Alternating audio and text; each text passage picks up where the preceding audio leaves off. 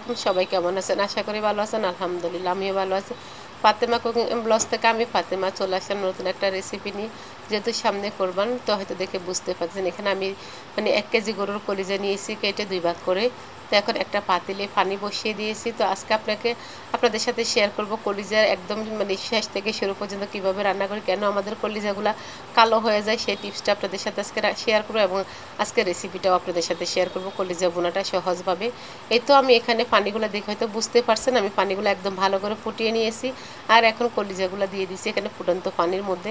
দেখে হয়তো বুঝতেছেন, দেখেন কলিজার উপরে কতটুকু ময়লা বেশি উঠছে। কলিজার ভিতর থেকে যে ময়লাগুলো থাকে সেগুলো বেশি উঠেছে, দেখে হয়তো বুঝতেছেন।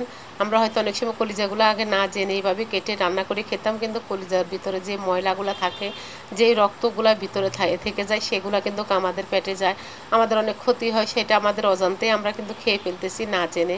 এতে দেখেন ঠান্ডা হওয়ার পরে দেখেন কিভাবে বেশি উঠেছে। গরম তো অনেকগুলো আমি ফেলে দিয়েছি, আবার দেখেন ঠান্ডা হওয়ার পরে অনেকগুলো জমে উঠেছে। এই তো দেখে হয়তো বুঝতেছেন যে কীরকম হয়েছে। এখন আমি পানিগুলো ফেলে দিব, এখনও একটু কুসুম কুসুম গরম আছে। তো এই তো দেখেন হয়তো বুঝতেছেন যে কীরকম ময়লা উঠতেছে।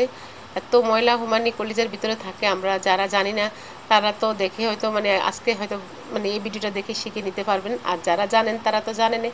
দেখেন কলিজার ভিতর থেকে কি বের হচ্ছে, কলিজার ভিতরে এত ব্লাড থাকে কি বলবো। আমি যখন জানতাম না তখন মনে হয় যে, যখন জানার পরে দেখলাম যে আল্লাহ, আমরা কি খাচ্ছি এতদিন।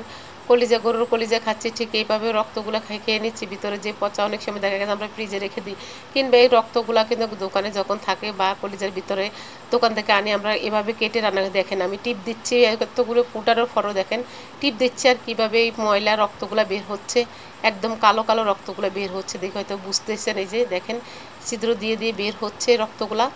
এগুলো আমাদের পেটের জন্য অনেক ক্ষতি, আমাদের জন্য অনেক ক্ষতি। আমরা যারা খেতে পারি না বা যারা জানি না, তারা তো এই অজান্তে এই রক্তগুলো খাচ্ছে। এই দেখেন আমার হাতটা ভরে যাচ্ছে টিপ দিয়ে। আমার যখন ভিডিওটা করতেছি তখন স্ট্যান্ডটা একটু নড়ে গেছে, উপরে উঠে গেছে, এই জন্য আপনাদের সাথে পুরোপুরি আমি হয়তো দেখাইতে পারতেছি কিনা আমি জানি না। দেখেন এই যে পাতিলে পড়েছে বা পাতিলে আমি ধুচ্ছি, দেখেন কীরকম লাল হয়ে গেছে। দেখে হয়তো আপনারা বুঝতেই পারতেছেন, এই যে যত টিপতেছি ততই বের হচ্ছে। আমি মনে হয় এভাবে আধা ঘন্টা পর্যন্ত এভাবে এগুলো রক্তগুলা ভিতরে বের করে নিয়েছি। এগুলা বের করে অবশ্যই নেবেন, যারা কোরবানি দিবেন তারা তো এগুলা ঠিকই কলিজা রান্না করে খাবেন। হয়তো অনেকে প্রশ্ন করতে পারেন, আপু ঈদের দিন কি আর এগুলো করা সম্ভব হবে? হ্যাঁ আপু, একটু সময় নিয়ে হয়তো একটু লেট হবে, কিন্তু তারপরে আপনারা এগুলো বের করে খাবেন। এইভাবে না হলে কিন্তু ব্লাডগুলা পেটের ভিতরে ঢুকে যাবে, বা আমাদের ক্ষতি হবে, বাচ্চাদের ক্ষতি হবে, বড়দের তো ক্ষতি হবে, বাচ্চাদেরও ক্ষতি হবে। বাচ্চাদের ছোট বড় সবারই এটা ক্ষতিকর। এই তো এখন আমি ভালো করে এগুলোকে ভালো করে ধুয়ে নিব, একবার এটাকে ধুবে যেন ভিতরের ব্লাডগুলো বের হয়ে আসে। আপনারা ঠিক আমার মতন সেম প্রসেসে করবেন, তাহলে আর আপনাদের কলিজার ভিতরে এরকম ব্লাড থাকবে না। এই তো এখন আমি কতক্ষণ ভিজিয়ে রাখবো। এখন আরও একটা জিনিস আপনাদেরকে এখানে আরও একটা টিপস এখানে দেখাবো।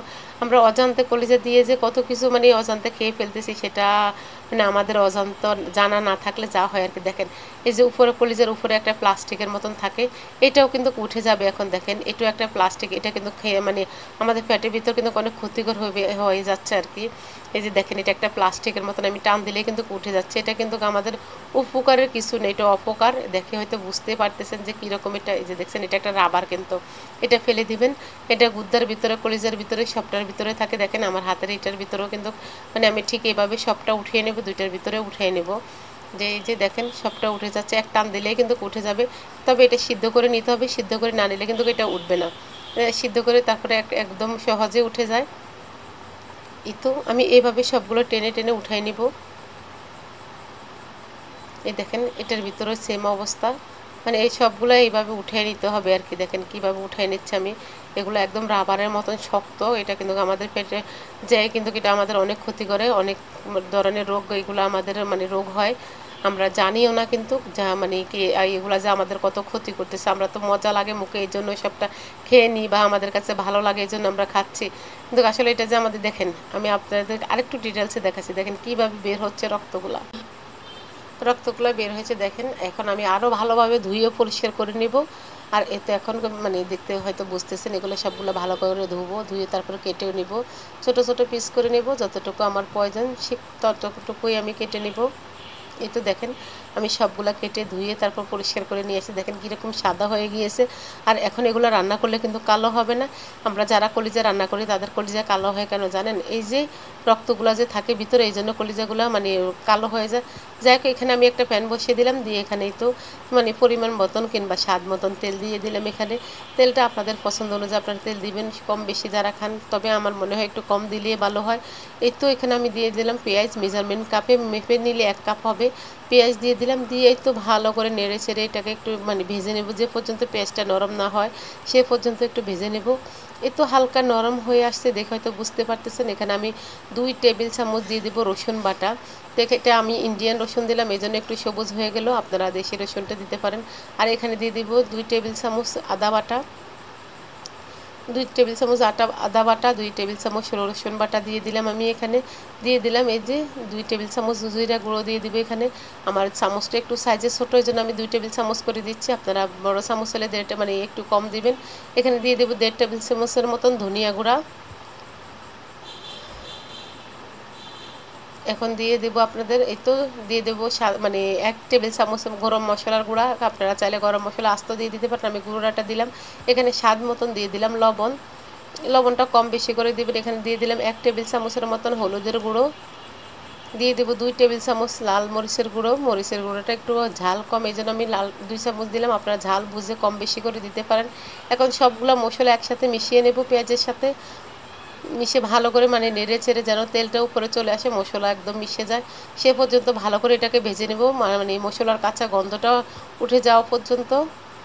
এই তো সবগুলো মশলা একসাথে মিশিয়ে নিছি, আর এখানে সামান্য একটু পানি দিয়ে দিলাম, দিয়ে ভালো করে মশলাটা আবারও কষিয়ে নেব, যেন ওই যে বললাম কাঁচা গন্ধটা যেন চলে যায় আর তেলটা যেন উপরে চলে আসে। এই তো তেলটা উপরে চলে আসছে, এখন আমি কেটে রাখা সেই কলিজাগুলো দিয়ে দেব। এখানে সবগুলা কলিজা একসাথে দিয়ে দেব।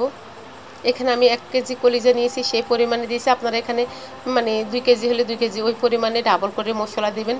মানে এখানে যেহেতু 1 কেজি কলিজা, সেই হিসাবে আমি 2 টেবিল চামচ দিয়েছি, 2 কেজি হলে আপনারা 2 টেবিল চামচ করে আদা বাটা, 2 টেবিল চামচ রসুন বাটা ওইভাবে দিবেন। যতগুলি কলিজা হবে ঠিক তত ডাবল করে মশলা দিবেন আপনারা এখানে। তো আমি এখানে 1 কেজি পরিমাণ দেখালাম, সেজন্য 1 কেজি পরিমাণটাই দিলাম। এই তো দিয়ে ভালো করে নেড়ে ছেড়ে তারপর ঢাকনা দিয়ে ঢেকে রেখে দিলাম। এই যে দেখেন পানি উপরে উঠে চলে আসছে, আমার আগুন মানে চুলার কিন্তু জালটা কিন্তু হাই হিটে নাই, লো আছে আছে, আমি লো আছে এগুলোকে ভালো করে কষিয়ে নেব, একদম ভালো করে এই যে দেখেন কষিয়ে নেব। আর এই তো পানিটা উপরেও চলে আসছে, আমি এখন কোনো পানি দিব না এখানে, পানিটা মানে এমনি উঠে আসে আর কলিজাটা প্রায় কিন্তু মানে সিদ্ধ হয়ে আসে।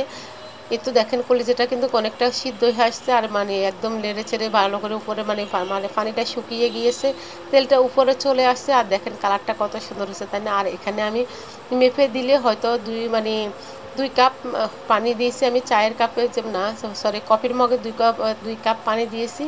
আর আপনারা এখানে চোখের আন্দাজে পরিমাণ মতন পানি দেবেন, পানির মাপটা কিন্তু বোঝা যায় না, মাপা মেপে দেওয়া বলা যায় না। যাই হোক, আমি এ ফাঁকে অনেকটা নেড়ে চেড়ে কিন্তু রান্না করে নিয়েছি আমার কলিজাটা, আর দেখেন প্রায় হয়ে আসছে।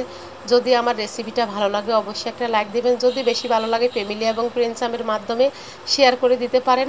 আর এই তো যেহেতু কোরবান চলে আসছে, আপনারা চাইলে দিদিন এভাবে রান্না করে নিতে পারেন কলিজাটা। আর এই তো কলিজাটা ঠান্ডা হওয়ার পর আপনাদের সাথে আমি শেয়ার করতেছি কীরকম হয়েছে। মাশাআল্লাহ, দেখতে খুব সুন্দর হয়েছে। তো যদি আমার ভিডিওটা ভালো লাগে অবশ্যই একটা লাইক দিবেন। আজ এ পর্যন্ত, সবাই ভালো থাকেন, আল্লাহ হাফিজ, আসসালামু আলাইকুম।